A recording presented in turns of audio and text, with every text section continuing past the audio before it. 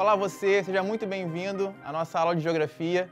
Eu sou o professor David Vieira e hoje vamos falar sobre Brasil Colônia, formação socioespacial. Para falar sobre a formação socioespacial brasileira, devemos usar a economia como eixo, que vai nos dar condições de entendermos como ocorreu o desenvolvimento territorial do Brasil e o desenvolvimento da nossa sociedade. Vamos começar então, quando falamos de economia, devemos entender que a nossa economia é baseada no sistema capitalista. E no início da colonização, o capitalismo que predominava era o conhecido como o comercial. A economia capitalista. Como vimos, a economia pode ser encarada e vai ser encarada como o eixo, que vai explicar tanto o avanço territorial como a formação social. E o capitalismo comercial é aquele que nos interessa aqui, pois foi no início da colonização que ele estava hegemônico no mundo. Pode ser entendido como um momento da intensificação da globalização, olha só, pela integração entre os povos através do colonialismo. Portugal e Espanha são favorecidos pela inovação técnica das novas embarcações, que são essas aí, que vocês estão vendo na tela, que possibilitaram a intensificação do comércio mundial e o avanço da globalização através do colonialismo. Portugal e Espanha saíram na frente. Sabia-se que haviam terras ainda não descobertas. Então, criaram o Tratado de Tordesilhas, que foi um tratado que dividiu as terras no mundo entre Portugal e Espanha. A partir dessa linha imaginária, a parte vermelha é a parte que coube a Portugal. Podemos ver aí que o início do território brasileiro e sua formação era uma pequena porção do que ele é hoje, na atualidade. O modelo administrativo foi o modelo das capitanias hereditárias. Essa pequena porção de território que coube a Portugal, Portugal dividiu em capitanias sob o regime das Sesmarias, que era a doação de terras para donatários, para uma pequena parcela da nobreza que vinha de Portugal para o Brasil, na intenção de produzir aqui. Então, o início da ocupação ocorreu na costa litorânea, a ocupação do território brasileiro. E isso se deu, primeiramente, através da atividade econômica da exploração do pau-brasil, uma árvore que era muito interessante e tinha muito valor na Europa, porque a partir dela se produzia uma tinta vermelha. Como os índios diziam, vermelho como brasa. Daí o nome Brasil e o nome brasileiros, que era designado para as pessoas que trabalhavam na extração do pau-brasil. O modelo produtivo colonial que se implantou aqui foi chamado de plantation. Plantation ela era baseado na produção em latifúndios. Latifúndios são grandes porções de terras que são utilizados para a produção. Vimos que através do regime de Sesmarias, a produção se dava a partir dessas grandes porções de terras que era doada para a nobreza que vinha para cá. Monocultura. Monocultura era a produção de uma única espécie. No caso, tivemos a cana-de-açúcar, posteriormente o café. E a utilização da mão de obra escrava. Era a mão de obra que gerava muitos lucros para a coroa. Uma produção voltada para a exportação. É importante lembrar que o pau-brasil, ele contribuiu bastante para o início da exploração, da devastação da Mata Atlântica, que é uma formação vegetal que quase foi devastada, sobrando muito pouco, hoje em dia, de sua formação original. Então, vamos observar agora os principais ciclos econômicos que ajudaram nessa ocupação do território brasileiro. O primeiro ciclo, que foi o do pau-brasil, como foi dito. Aí nós temos essa substância que era extraída do pau-brasil e produzia tinta na Europa. Tinha um grande valor econômico. Indígenas e algumas pessoas degradadas que vinham de Portugal para trabalhar na exploração do pau-brasil atuavam nesse trabalho.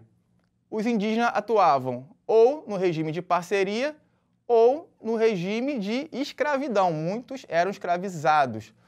Porém, devido às doenças, devido às condições precárias, muitos morriam. Devido a isso, a escravidão do indígena logo foi deixada de lado, passando a ser uma atividade praticada pelos negros que eram trazidos da África a partir do tráfico negreiro. Essa viagem ocorria nas grandes embarcações, nessa inovação tecnológica da época. Muitos mal conseguiam chegar até aqui, morriam na viagem devido às condições péssimas. O tráfico negreiro era uma atividade econômica muito lucrativa para a coroa portuguesa, porque o negro africano ele era visto como uma mercadoria pelo capitalismo comercial. Então ele era comprado na África no valor mais barato e vendido aqui no Brasil por um valor mais caro para atuar nas plantações, no regime de plantation. E isso gerava muitos lucros para a coroa. Aqui, o momento que eles trabalhavam na produção da cana-de-açúcar.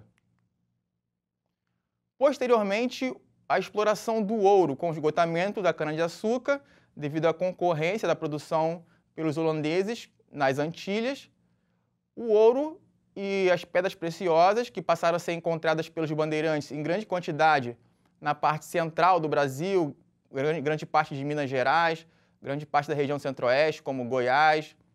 Isso foi muito importante para essa ocupação do interior do território, que antes era visto como algo muito perigoso, devido à natureza selvagem e devido aos indígenas que lá habitavam e eram hostis à presença dos portugueses. Aqui nós temos a imagem de um escravo na produção do café.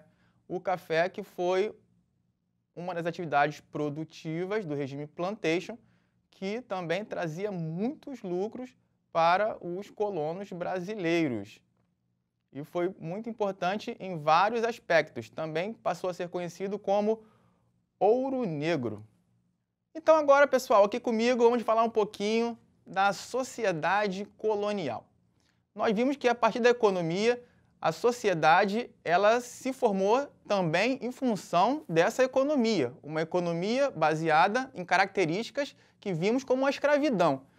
Então, a escravidão ela vai determinar a sociedade a partir de um modelo racista de estratificação social em que o negro ele estava colocado bem abaixo na condição de desumanidade. O negro, Portugal, para justificar a escravidão, cria um imaginário coletivo de que o negro não era uma pessoa, era uma coisa, ou seja, não tinha qualquer tipo de direito em sua condição de ser humano. Vamos aqui observar o próximo slide. Nós temos aqui a sociedade colonial, essa imagem é muito marcante. Nós temos aí o senhor, nós temos a senhora e nós temos os trabalhadores escravos domésticos.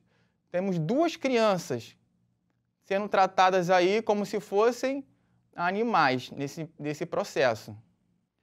Para que nós possamos compreender melhor como se dava essa sociedade, nós vamos a partir da habitação. Nós temos aí a casa grande, no lado superior direito, onde vivia o senhor e sua família. Nós temos a senzala. A senzala era a habitação dos escravos. A senzala ela só tinha uma porta e não tinha janelas, justamente para evitar as fugas. O pelourinho é esse tronco aí que está na parte inferior esquerda, ficava em praça pública e era utilizado para castigar os escravos que transgrediam alguma lei. E a cana-de-açúcar, que era o produto principal da época, motivo de toda essa organização social. Mais uma vez aí a senzala, apenas uma porta para a entrada e para a saída. Outro ponto importante era as características da sociedade colonial. Era uma sociedade racista, como podemos ver, oposição entre brancos e negros. O negro sendo colocado numa condição de inferioridade. Era uma sociedade patriarcal. Uma sociedade patriarcal ela é bem típica de Portugal, pois Portugal teve uma influência muito grande na Europa medieval e também dos muçulmanos, pois foram dominados por eles durante muitos séculos. Isso quer dizer que esse tipo de sociedade ela cria uma oposição entre homens e mulheres. Os homens passam a ser figura central na família, na sociedade, na política. Eles são a lei e eles têm o controle de tudo. A mulher cabe apenas as atividades domésticas, como ser do lar e criar os filhos. Esse tipo de sociedade de família patriarcal influenciou para que nossa sociedade hoje em dia seja marcada pelo machismo, que é um dos fenômenos que causa a diferenciação entre homens e mulheres e inúmeros problemas com relação às mulheres, como feminicídio, como a agressão das mulheres, como a diferença salarial e etc. Continuando, uma sociedade patrimonialista. O patrimonialismo seria a apropriação do aparelho público do Estado para interesses privados, para satisfazer os interesses privados. Os senhores, eles eram a política, então eles utilizavam a máquina do Estado para os seus interesses, para aquilo que lhes convinham. Ou seja, podemos dizer que esse foi o início da corrupção, que hoje em dia é muito presente no nosso país. A próxima característica é a sociedade mandonista. O poder era altamente concentrado nas mãos de poucas pessoas, como os senhores de engenho, de café.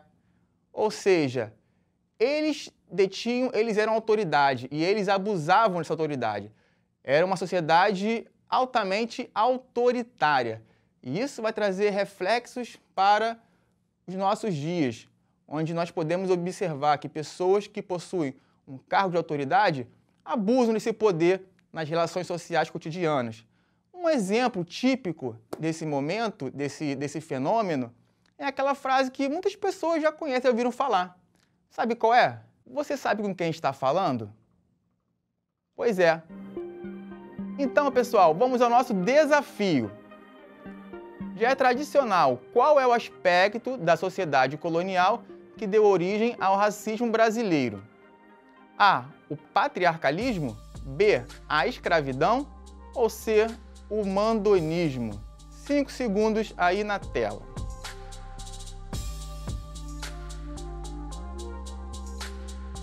E a resposta correta é a escravidão.